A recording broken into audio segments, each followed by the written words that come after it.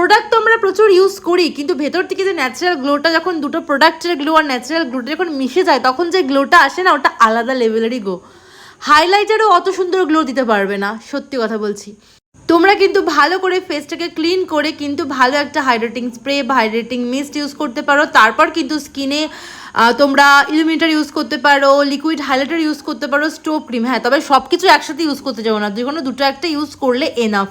তারপর কিন্তু খুব ভালো একটা গ্লোয়িং ফাউন্ডেশন, যেটা কিনা গ্লো প্রোভাইড করে। ম্যাট ফাউন্ডেশন ইউজ করলে কিন্তু অতটা গ্লাস ফিনিশিং লুক আসে না। হ্যাঁ আসে, আমি ম্যাট ফাউন্ডেশন দিয়েও কিন্তু একটা গ্লোয়িং মেকআপ দেখিয়েছি, সেটা আমার ভিডিও আমার প্রোফাইলে আছে, তোমরা চাইলে কিন্তু দেখতে পারো।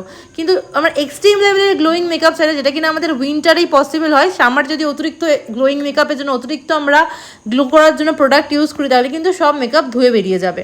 সেক্ষেত্রে কিন্তু যদি এসিতে থাকে তবেই কিন্তু সেটা সম্ভব। মানে ব্রাইড যদি টোটাল মেকআপ রুম থেকে নিয়ে তার